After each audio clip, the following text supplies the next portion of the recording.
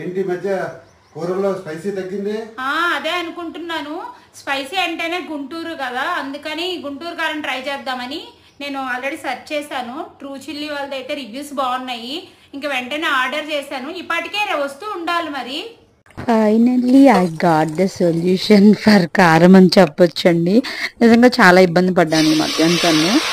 ఏం చేసినా ఇది బాగాలేదండి. ఎంత మంచి కూరలు చేయనియండి, కూర కలర్ కావాలి, టేస్ట్ కావాలి, ఈ రెండు ట్రూ చిల్లీలో ఉన్నాయండి. ఇలా మనం ఏదైనా నిల్వ పచ్చళ్ళు చేసుకునేటప్పుడు పచ్చికారం ఉన్నది, పచ్చికారం వేస్తే కనుక మంచి కలర్ వస్తున్నది.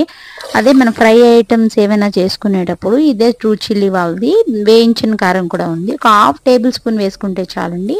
మంచి కలర్తో పాటు టేస్ట్ కూడా చాలా బాగుంటున్నాయి. ఎక్కువ కారం యూజ్ చేయాల్సిన అవసరం లేదు. కొంచెం వేసినా కూడా మంచి కలర్ వస్తుంది. ఒకసారి ట్రై చేయండి. ఇంకెందుకు ఆలస్యం.